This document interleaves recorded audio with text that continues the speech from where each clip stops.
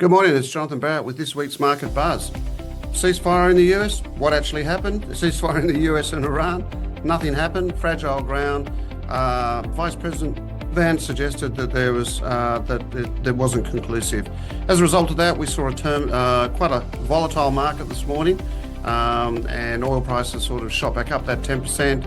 A little bit of movement there, in equity markets, they are under pressure. So I guess we're back to square one. We have to wait and see what unfolds from here. A lot of more pressure coming out on Truth Social from President Trump. And let's see if the Iranians can respond. Let's hope something happens, they meet middle ground so we can get back to normal. Not the case to be. As I said, US equity markets under pressure. Oil up 10%. So we're getting back to sort of seeing how far this will affect our energy prices. But as we know, with energy, prices being elevated and more sustained they are, more pressure will be on economies. As we've talked about before, in this week's Market Buzz, we're going to talk about consumer sentiment because that collapsed to a record low over the weekend. And that to me is very, very disappointing for outlooks for positive equity people, although we've still got that negative bent on equities. The CPI in the US rose month on month by 0.9%, not really unexpected, but larger than what was actually expected. That's the largest increase since June of 22. Consumer confidence we've already talked about, not very negative. 1 year business conditions crashed 20%. And year-ahead inflation hits 4.8%. That's the steepest since August of 2025. So that's up from 3.8%. So quite negative. Also, some negative inflation numbers out of China, and that reflationary push that we were expecting didn't happen. And that's deteriorating conditions there in terms of purchasing power. Month on month came in at negative 0.7%. And that just sort of puts on hold the green shoots that we're actually looking for a recovery out of China, which will certainly help some of our economies. So I think major issues there. Okay, in this week's Market Buzz, we're going to take a deeper dive into consumer sentiment and confidence. And the reason we're going to do that is because this week we've got some reporters. We're coming into the reporting season in the States, and we've got to really listen out and hear what those reports are going to say so we can get a little bit more traction on what will happen in the future. Okay, as I said, just a recap, Straits of Hormuz, obviously that's important, that remains closed. The US have come in there, they've turned around, they're blockading it as well, so it's a bit funny there what's happening. And actually it's quite interesting that, Iran blockaded that, then they had a ceasefire, nothing happened, but that ceasefire just gave the US what they seen as an opportunity to send their ships into the region. So let's see what happens from that. Iran has sort of fired back and the US has fired back. So time will tell us to what actually occurs and how that develops. I guess the concern that we have is that this marks an escalation. And whilst it marks an escalation, then we get back to the concerns that we've had before. And that to me is more of an issue. Now, when we look at that high cost of energy going through any economy, we're seeing that, CPI jumped 0.9%. We've seen business confidence fall, 1 year business conditions dropping 20%. All these things are very important because that'll gauge valuations. The University of Michigan Consumer Sentiment Index fell sharply, declined by 11% to an historical low. Now that to me at 47.6, that's well below market expectations, and just shows you, how the market takes this on board. Now, a lot of those numbers were taken prior to the ceasefire because it was April, but I guess we'll get a sense that they're still quite relevant. Purely because we're back at square one in terms of some form of negotiation. So in my mind, they're highly irrelevant there.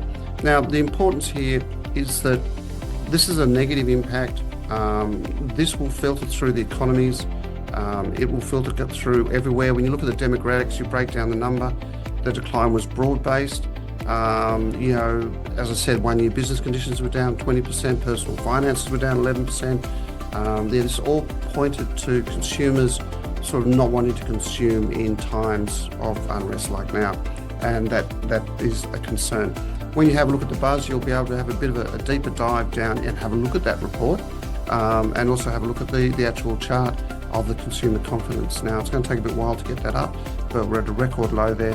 That can't be positive for corporate earnings, which this week we've got a whole swathe of them. So that to me will give us an indication. Now, we've got the banking sector reporting, we've got BlackRock, we've got Bank of America, JP Morgan, all coming out to report. And I think that very interesting to see how that we've actually got a trade on Bank of America where we actually feel it's probably worthwhile being a little bit short there.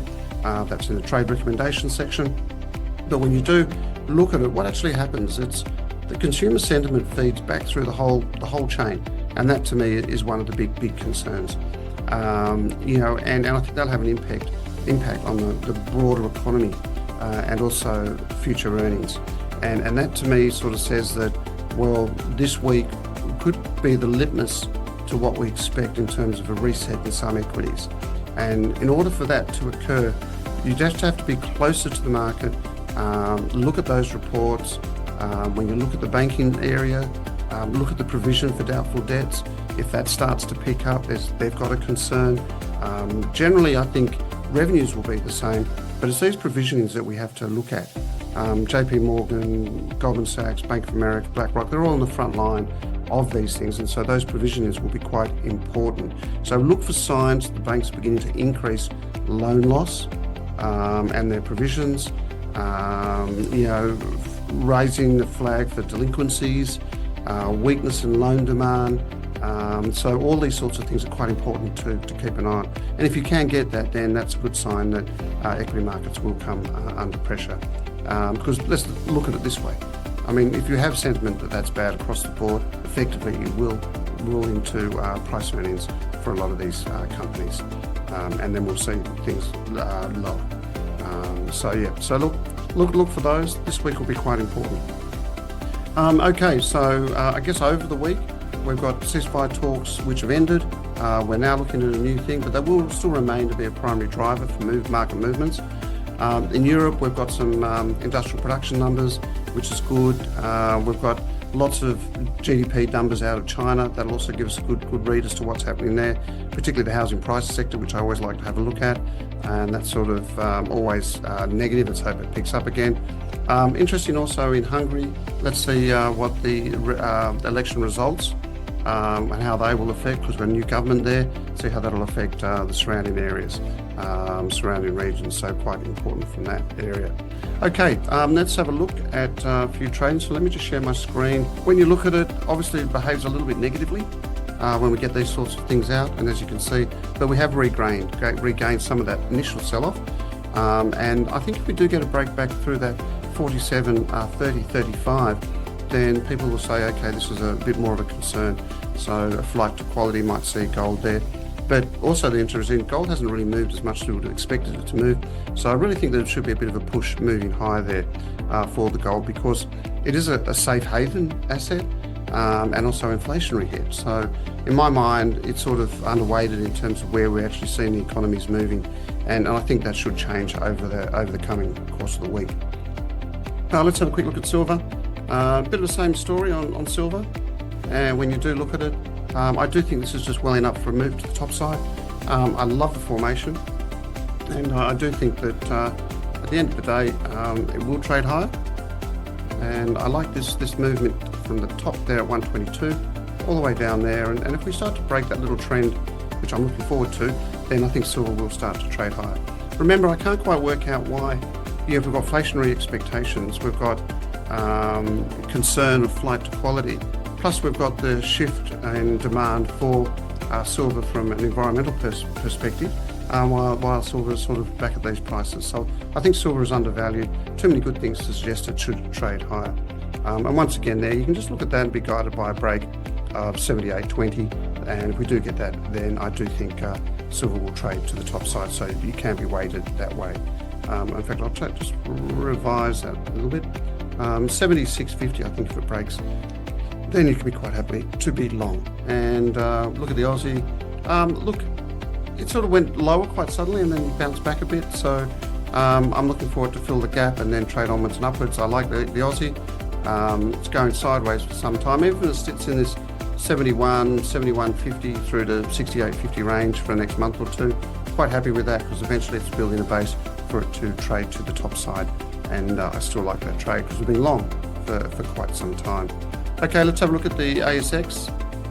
And I can't see why we're at this level. Given where we are with interest rates, given where we are with the RBA has said in terms of inflation, and given that interest rates are moving higher, no idea why we're up at these levels or close to records high. Remember, we're only a couple of hundred points off a record high. No idea why. We are short and will remain short. I don't see any reason why you would enter new positions at these levels. Okay, let's have a quick look at the S&P 500. Where are you? There's NASDAQ. There we go. And they'll give us a view once again, right at those close to those record highs again. Don't get it. So still looking for that reset.